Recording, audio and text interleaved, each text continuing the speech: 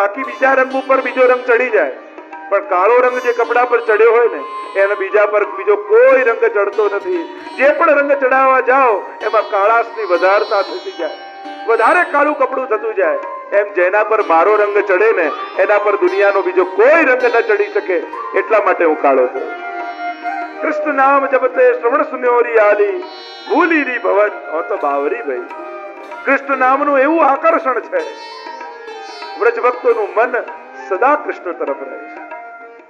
હવે તો લાલન ધીમે ધીમે મોટા થવા લાગ્યા. બપોર પડે એટલે ગોપીઓ બધી ભેગી મળીને આવી જાય ઠાકોરજી પાસે. કુંડાળું કરે ને લાલન જોડે જુદા જુદા ખેલ કરે, જુદા જુદા રમતો ઠાકોરજી સાથે કરે. અચ્છા લાલન बताओ तुम्हारे हस्त कहाँ है? ઠાકોરજી એમ બતાવે. तुम्हारे चरण कहाँ है? पग ऊंचा કરીને બતાવે. ગોપીઓને થયું ઠાકોરજીને કાન પકડાવી દી. અચ્છા बताओ લાલન કાન कहाँ है? અને આ તો ચતુર શિરોમણી ઉભા થઈને ગોપીના કાન ખેંચીને કે આ રે. આને કોણ પહોંચી શકે? રોજ પલ્લામાં યશોદાજી ઝુલાવતા હોય લાલનને. ચોકમાં ઉભેલી ગાય રોજ દર્શન કરે ને મનમાં મનોરથ કરે કે આવું સુખ અમને ક્યારે મળે. એકવાર ઘૂંટણી ચાલતા જતા લાલન બેસેલી ગાય હતી એની પાસે પહોંચી ગયા. બંને શિંગડા પકડ્યા અને ગાય ઊભી થઈ ગઈ. પ્રભુ લટકતા રહી ગયા અને ગાયને યાદ આવ્યું રોજ યશોદાજી કેવા પલ્લા ઝુલાવે. ગાય પણ પોતાનું મસ્તક નીચે ઉપર કરી જાણે યશોદાજી પલ્લા ઝુલાવે એ રીતે ગાય પણ પલ્લાનો આનંદ લઈ રહી છે. સુંદર પેજનિયા સિદ્ધ કરાવ્યા લાલનને, ચરણોમાં ધરાવ્યા અને ચાલે એટલે છુમ છુમ છુમ છુમ અવાજ થાય. પાછળ વળીને જુએ અવાજ ક્યાંથી આવે. પ્રભુ તો વિરુદ્ધ ધર્માશ્રય ધર્મ ધારણ કરીને બિરાજે છે વ્રજમાં. અને વિરુદ્ધ ધર્માશ્રય ધર્મ એટલે શું? એક જ ક્ષણે પ્રભુ બાળક પણ છે અને એ જ ક્ષણે કિશોર પણ છે. એ જ ક્ષણે સર્વજ્ઞ પણ છે, એ જ ક્ષણે મુગ્ધ પણ છે. એ જ ક્ષણે સર્વ સામર્થ્ય વાળો છે, એ જ ક્ષણે અસમર્થ પણ છે. આ વિરુદ્ધ ધર્માશ્રયતા પ્રભુના ભીતર બિરાજે છે. એટલે વ્રજની લીલામાં બંને ધર્મો એક સાથે દેખાશે. ક્યારેક સર્વ સામર્થ્ય દેખાશે, ક્યારેક અસમર્થ દેખાશે. ભક્તના ભાવને આધીન થઈને પ્રભુ રહે છે. ભગવાન કેવા છે? કોઈ પ્રશ્ન કરે તેનો જવાબ શું હોય છે? એક જ જવાબ હોય, ભક્તનો જેવો ભાવ હોય એવા. તમે જે ભાવ લઈને ઠાકોરજી આગળ બેઠા હો ને પ્રભુ એવા થઈ જાય. તમને જો એવો જ્ઞાન માર્ગી ભાવ છે કે બધાને જમાડનારો એ છે, એને શું ધરવાનું? તો પ્રભુને ભૂખ નથી લાગતી. પણ તમારો ભાવ યશોદાનો છે, મારો લાલન ભૂખ્યો થયો છે, એને આ રોગાવું એને આ રોગાવું, તો ઠાકોરજીને ચોક્કસ ભૂખ લાગે. ये यथा माम प्रपद्यन्ते ता सतयो भजामि. ભગવાને સ્પષ્ટ કહ્યું છે, તું જેવો ભાવ લઈને આવીશ ને હું એવો થઈ જઈશ. તમારો જો આવો યશોદાનો ભાવ છે તો પ્રભુને ભૂખ લાગે, નીંદ આવે, જાગે, પોડે, ખેલે. તમારો એવો ભાવ છે કે એ બધાને જમાડનારો, એ બધાને જગાડનારો, અમે એને કોણ જગાડનારો? જેવો તમે પ્રભુ રસરૂપ છે ને. વેદમાં બ્રહ્મને રસો વૈશ કયા, અને રસનો સ્વભાવ જેવા પાત્રમાં લો એવું થઈ જાય. પવાલામાં લો તો પવાલા જેવું, વાટકીમાં લો તો વાટકી જેવું, થાળીમાં લો તો થાળી જેવું. પ્રેમ તે પ્રગટ હોહી મેં જાના. તમારો જેવો પ્રેમ હોય ને ઠાકોર જેવા થઈ જાય. તમારા ભાવ પર આધાર રાખે. તમારે યશોદા બનીને ઠાકોરજી આગળ જવાનું છે, તમારે ગોપી બનીને જવાનું છે. ત્રિલોકને નચાવે છે બરાબર, પણ ગોપીના ભાવની પાછળ એ ત્રિલોકને નચાવનારો નાચે પણ છે, એ પણ સત્ય છે. જેવો ભાવ એવા ભગવાન. હવે તો પ્રભુ મોટા થયા, બાળકોને ભેગા કર્યા અને ટોળકી બનાવી અને નક્કી કર્યું બાળકોની સાથે, જો આપણું આ મંડળ નિયમ એક જ, જે મળે વાટીને ખાવાનું. માખણ મળે તો માખણ ને માર મળે તો માર, જે મળે વેચીને ખાવાનું. અને હવે તો ગોપીઓ ફરિયાદ લઈ લઈને યશોદાજી પાસે આવે. સવાર પડે ને બૂમ પાડે, અરે યશોદા બહાર આ. યશોદાજી દોડતા દોડતા કામ છોડીને, શું છે? આ તારો લાલન જો વત્સાન મંચન પચિત સમયે ક્રોધ સંજાત હાસહ. અમારા વાછરડાઓને ક સમય છોડી દે છે. હજી તો ગાયને ધોવાની બાકી હોય, એના પેલા ગાય વાછરડાને છોડી દે, બધું દૂધ પી જાય, અમે ધોઈએ શું ને વેચીએ શું? યશોદાજી કે બહુ સારું કરે છે મારો લાલ. ગાયના દૂધ પર પહેલો અધિકાર વાછરડાનો છે અને તમે એને પીવા દેતા નથી. મારા લાલને બહુ સારું કર્યું.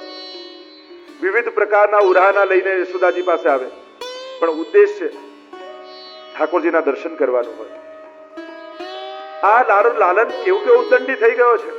અમારા ઘરે માખણ ચોરી કરીને ખાય છે, તમારા ઘરમાં આટલું આટલું ભર્યું છે પણ ખબર નહીં કેવો તમે લાલનને જણ્યો છે.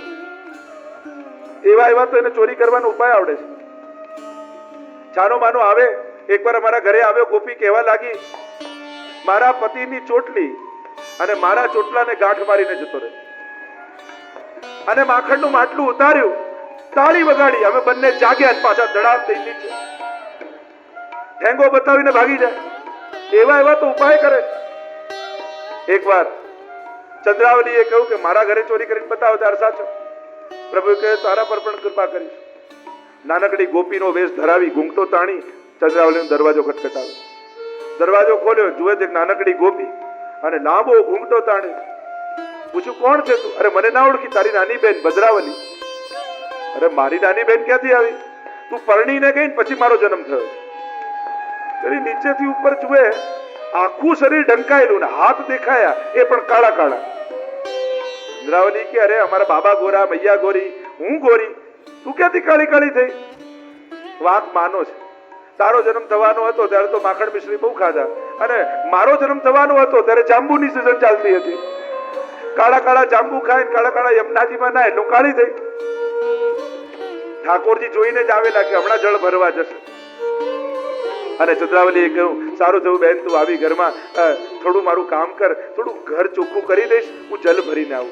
ઠાકોરજી કે તું જા તો ખરી, આખું ઘર ચોખ્ખું કરી નાખ.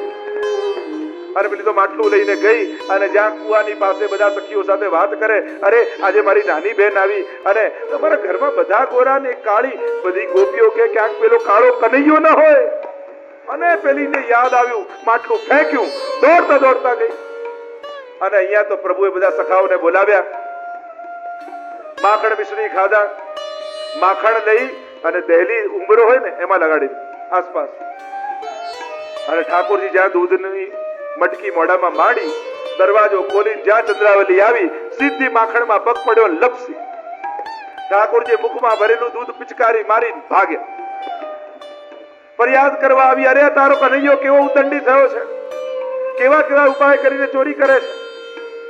યશોદાજી કે પણ છીકા ઉપર મૂકો ને. અરે છીકા સુધી પહોંચી જાય છે. તળાવમાં જાય, કમળની નાળ હોય ને એ લઈ આવે. એક સખાને નીચે ઘોડો બનાવે, ઉપર ચડે અને કમળની નાળ મટકીમાં નાખે અને લઈને સીધો ઊંડો શ્વાસ લે અને બધું દૂધ પી જાય. આ સ્ત્રોતો હમણાં આપણે વાપરીએ છીએ, શોધી છે ભગવાન. બધું દૂધ પાન કરી જાય. કેવા કેવા તોફાન કરે. એકવાર એક ગોપીએ કહ્યું મારે ત્યાં ચોરીને કરીને બતાવો, ત્યારે જાણો. પ્રભુ કહ્યું તારે ત્યાં પણ કરીશું. પ્રભુ એના ઘરે પધારે અને સંતાઈને ઊભી હતી, પકડ્યો એનો પ્રભુનો હાથ. આજે તો યશોદાજીને બતાવીશ કે કોણ ચોરી કરે. અમે જઈને કહીએ ત્યારે માનતા નથી યશોદાજી. આજે રંગે હાથ તને પકડ્યો છે, આજે યશોદાજી માનશે. અને પકડીને લઈ ગઈ. અને પાછળ બધા ટોળકી હો હો કરતા કરતા. અને પાછળ પાછળ એક ગોપીનો દીકરો એ પ્રભુની ટીમમાં પાછળ પાછળ આવે. વચમાં બજાર આવ્યું અને સસરાજી દુકાને બેસેલા, એટલે ગોપીએ ઘૂમતો તાણે.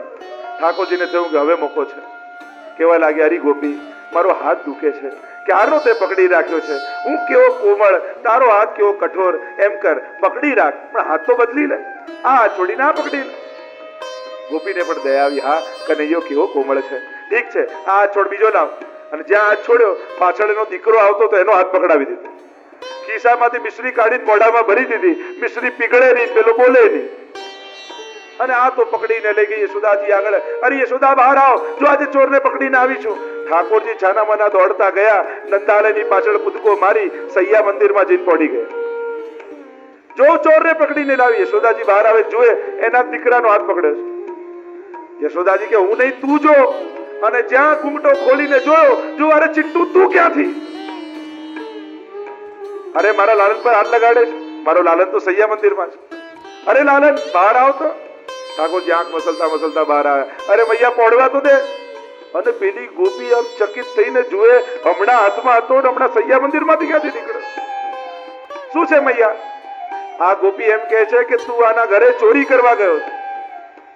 ભૈયા આને છે ને ભૂત વળગી. આના કાનમાં એક મંત્ર કહીશ ને પછી આવું ક્યારે નહીં.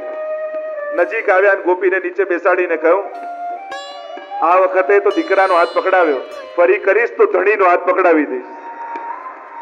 મૈયા મેં આના કાનમાં મંત્ર કહી દીધો છે, હવે વાંધો નહીં આવે. જાત જાતના ઉપાયો કરે ઠાકોરજી. એકવાર એક નવી બહુ પરણીને આવી.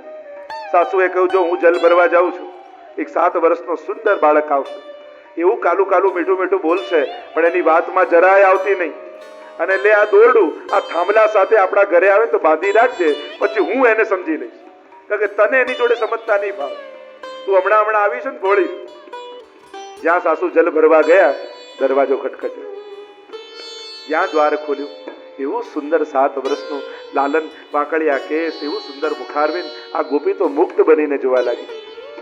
પછી યાદ આવ્યું, અરે હા, સાસુ આના માટે તો કહી ગયા છે. લાલનને કહ્યું, અરે ગોપી, થોડો સો માખણ તેરે ઘર में है, થોડુંક માખણ છે, મારા ગળામાં ખૂંચી રહ્યું છે, થોડુંક માખણ આપ, એટલે મારું ગળું ઠીક થઈ જાય. પેલી ગોપી સમજી ગઈ કે આ એ જ લાગે, અને સાસુ દોરડું આપીને ગયા છે કે આને બાંધી રાખજો. અને લાલનને કહેવા લાગ્યા. વહુએ કહ્યું, જો બોળી ગોપી, મારા સાસુ કહી ગયા છે કે જો તું ઘરે આવે ને તો તને આ દોરડાથી થાંભલામાં બાંધી દેવું. ઠાકોરજી કે તો બાંધી દે, હું ક્યાં ના પાડું, બાંધી દઉં તો કે હા ચાલ થાંભલા પાસે આવ. થાંભલા પાસે પ્રભુ આવે અને પેલી ગોપી પગથી આમ આમ આમ આમ દોરડું લે. ઠાકોરજી આમ હાથ પોળા રાખે અને આખું દોરડું વીટી લે, એટલે હાથ આમ લઈ લે, એટલે પાછું દોરડું પડી. બીજી વાર ફરી બાંધવાનું શરૂ કર્યું. દોરડું પ્રભુ હાથ પોળા રાખે, પાછું આમ દોરડું બંધાય, પાછું હાથ લઈ લે, દોરડું પડી. 3 વાર એમ થયું. એટલે પ્રભુને તો હવે મોકું છું. અરે તું અમારા ગામમાં આવી, પરણીને આવી, તારી માએ તને આટલું નથી શીખવાડ્યું? પેલી ગભરાઈ ગઈ. તને માનતા નથી આવડતું કે ના, લાવ તને હું શીખવાડું, લાવ દોરડું. પેલી ગભરાઈ ઠાકોરજીને દોરડું આપી દીધું.